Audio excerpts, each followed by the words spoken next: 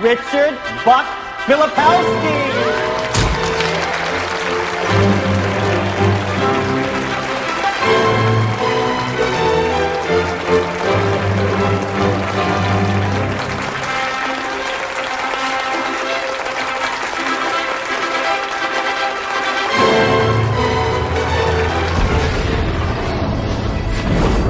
Brain, when it fires its thoughts, is likened unto the landscape of a thundercloud. And the synaptic cleft is the sky between the storm and the earth receptor site. And you see this foreboding dark cloud boiling in the sky. And you see electrical impulses moving through it, veins of electric light, and then you see it hit the ground. Brain looks like a thunderstorm when it is presenting a coherent thought. So no one has ever seen the thought. What they do see in neurophysics is that they see a storm raging around different quadrants of the brain. Those are areas that are mapped in the body and what the person must be responding to. A holographic image. Rage, murder, hate, compassion, love.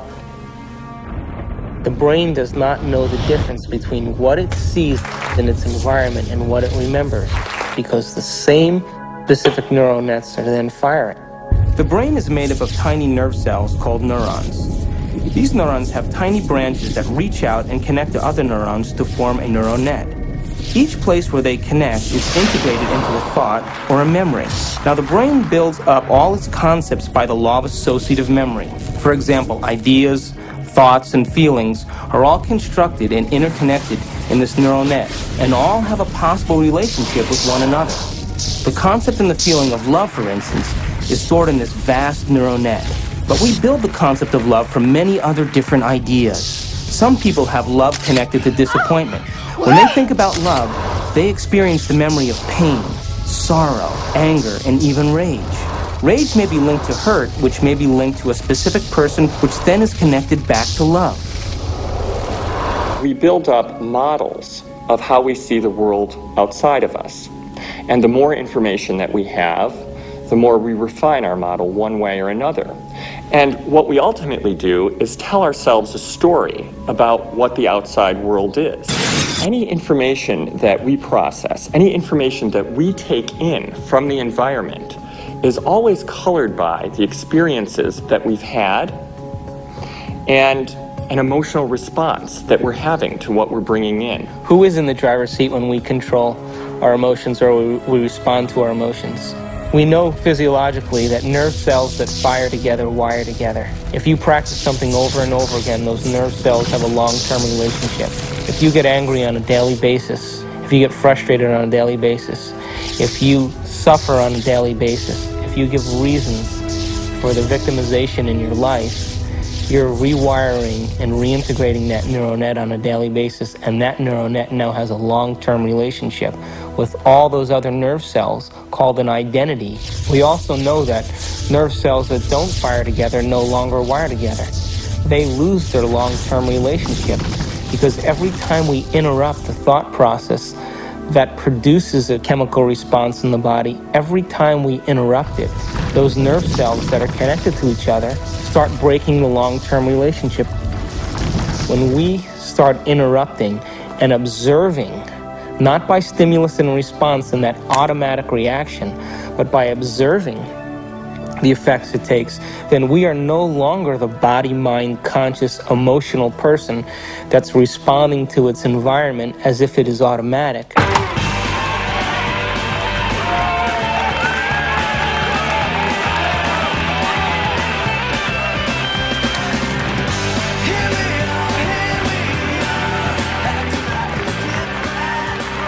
Does that mean emotions are good or emotions are bad?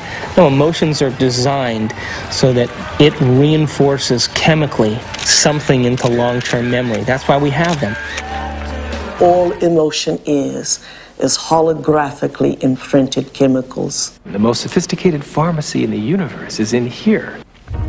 There's a part of the brain called the hypothalamus. And the hypothalamus is like a little mini factory, and it is a place that assembles certain chemicals that matches certain emotions that we experience. Those particular chemicals are called peptides. They're small chain amino acid sequences. The body's basically a carbon unit that makes about 20 different amino acids all together to formulate its physical structure. The body is a protein-producing machine. In the hypothalamus, we take small chain proteins called peptides, and we assemble them into certain neuropeptides or neurohormones that match the emotional states that we experience on a daily basis. So there's chemicals for anger, and there's chemicals for sadness, and there's chemicals for victimization, there's chemicals for lust. There's a chemical that matches every emotional state that we experience. And the moment that we experience that emotional state in our body or in our brain, that hypothalamus will immediately assemble the peptide that then releases it through the pituitary into the bloodstream. The moment it makes it into the bloodstream, it finds its way to different centers or different parts of the body. Now, every single cell in the body has these receptors on the outside. And one cell can have thousands of receptors studding its surface, kind of opening up to the outside world. And when a peptide docks on a cell, it literally, like a key going into a lock, sits on the receptor surface and attaches to it and kind of moves the receptor, and it's kind of like a doorbell buzzing, sends a signal into the cell. It's party time!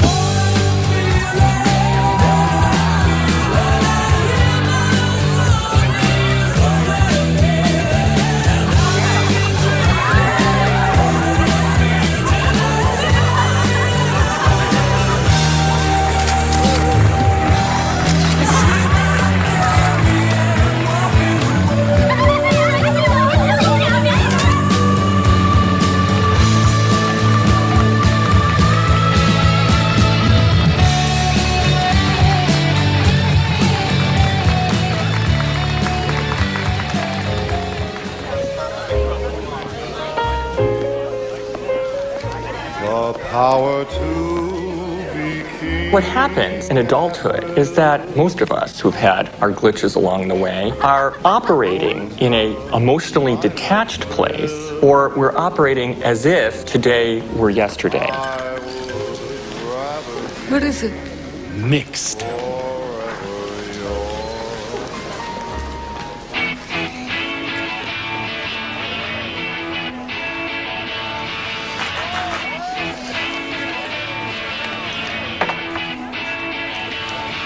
In either the disconnected place or the overly emotional reactive place, because they've gone to an earlier time in reality, the person is not operating as an integrated whole.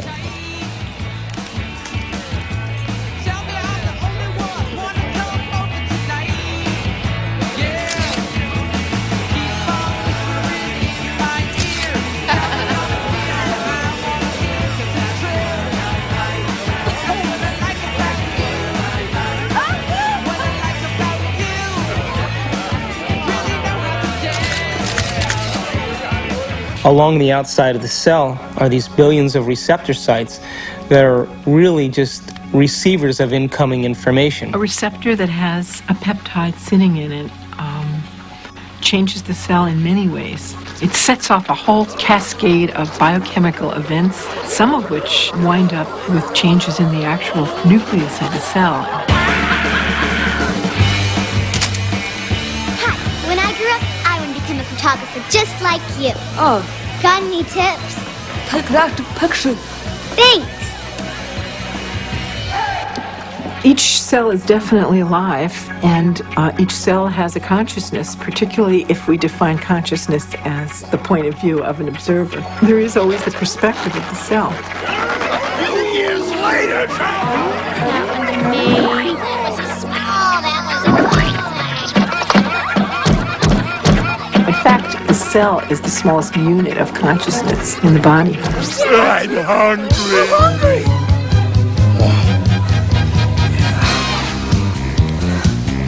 Oh yeah! We've commandeered an entire serving platter!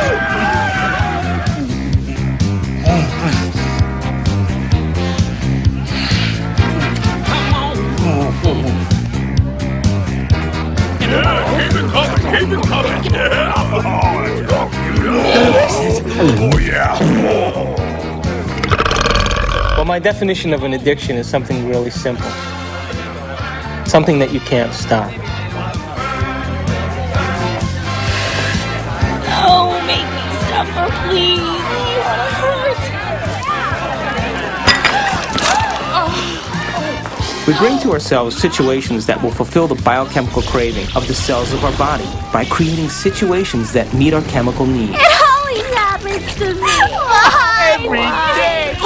An addict will always need a little bit more in order to get a rush or a high of what they're looking for chemically.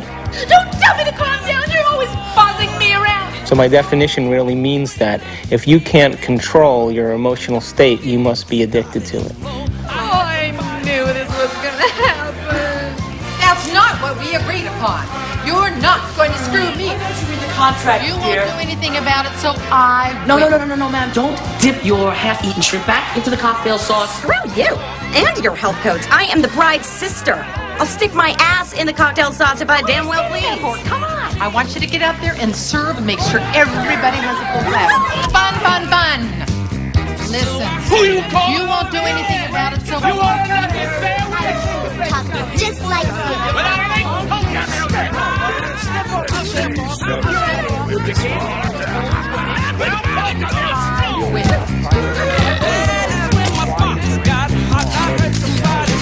What is reality? What is the real?